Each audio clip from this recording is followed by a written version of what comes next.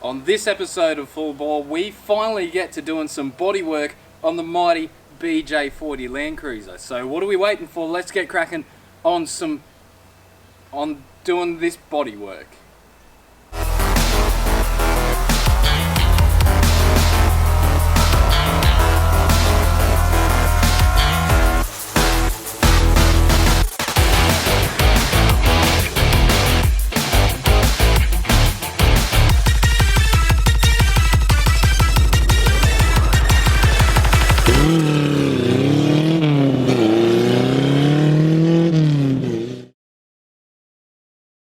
Well, we're finally going to get a bit of bodywork done on the 40 series. Now, this body is like absolutely clapped. It's got rust in every panel. It's covered in bog. It's painted in some weird, I don't know whether it's 2-pack or something like that, but they obviously didn't do a very good job last time they done a restoration on it. Like, there's some pretty dodgy stuff going on here. So there's a lot of work ahead of me. But luckily enough, you can buy patch panels for these things out the wazoo, and they're made out of 1970s steel, so you can actually weld to them. And 40 series aren't terrifically complicated, not like an old HQ Holden or something like that where you've got a million compound bends and all that. Anyway, what I'm actually going to start off by doing is not necessarily stripping the body down, but I'm going to make a body stand. Because I want to be able to get this thing up off the ground, rotate it, do all the good stuff, because the trick to getting good quality bodywork is accessibility of the nasty bits. So I'm going to be able to rotate this thing around, get to all the floor pans, all the rust underneath that otherwise would be a massive pain to get to. So I found a few bits of scrap steel laying around the engineering facility of science.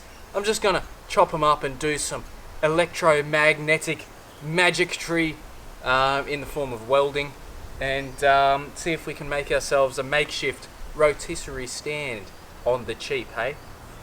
Anyway, we'll get cracking on that and see what we come up with.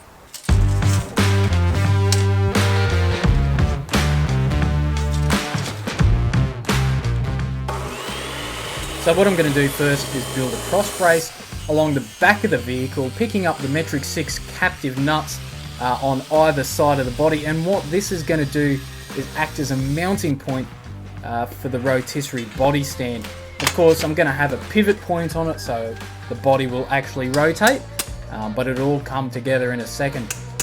As you can see, all the steel that I'm using is just scrap stuff that I've had laying around the backyard. There's no point buying good new steel just for something that is essentially going to be a disposable one-use item for this particular vehicle.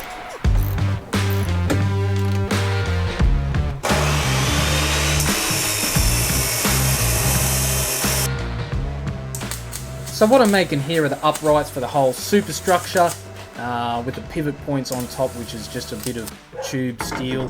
The uprights are made out of 2" by 1" box section, which was an old school project of mine, which I've chopped up because I don't use it. And it'll all be bolted together at the rear end and welded together at the front, so I can sort of pull it all apart when I'm done with it.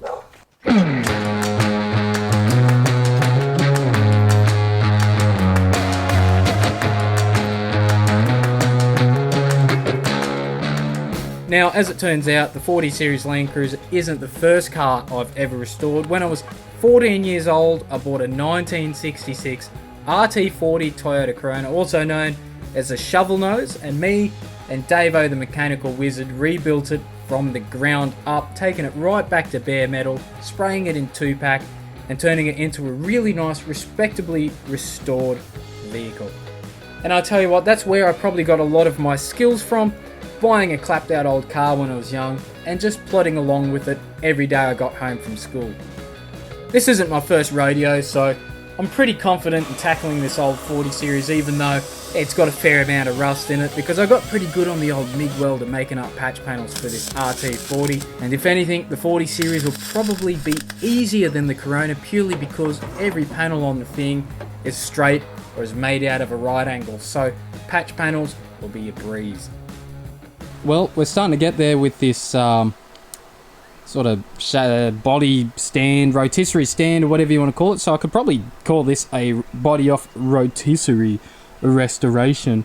Anyway, just using bits and bobs that I found around the backyard that have been kicking around for years and years, all coming in handy. It's good being a bit of a hoarder because you look at stuff and you go, that'll come in handy one day, and sometimes it actually does. So all the steel that you see here and here, that's just 1 inch by 1 by 2 inch box section that I used for a school project one time, and I didn't end up using that school project. It was a pretty cool like camera slide thing. Anyway, I chopped it up and used that. I will gusset it more. You're probably looking at it thinking that's the flimsiest thing ever, but you know, I'll get there. And it seems to be sort of working the way I want it to. So the body does in fact actually pivot. It is being held up primarily, of course, by the engine stand, which is totally the right way of doing it. When you don't have the right tools, you make stuff work, don't you, hey? Anyway, it's coming along nicely. I've got myself some wheels very similar to these bad boys, and I'll be using those. Of course, I'm going to be wheeling this thing around the backyard all over the place because I don't have a proper workshop. But that's just what you do, you know, hey?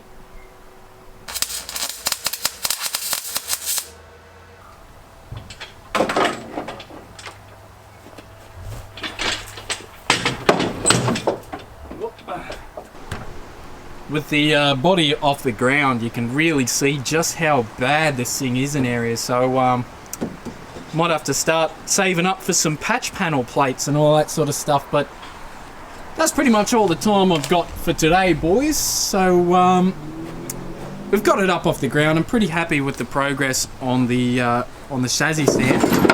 It needs a little bit of tweaking. I need to figure out a way to actually pivot it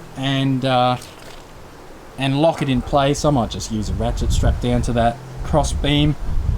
But out of bits that I've just pulled out of the backyard, I'm actually pretty happy with how it's going. These are the wheels that I got them from Super Cheap. I'll weld these on some axles, some little stud axles to the footings. But yeah, this is going to be a real asset in getting all this rust fixed. But you'll have to wait out for a future episode of Full Bore. And until next time, have a cracking time.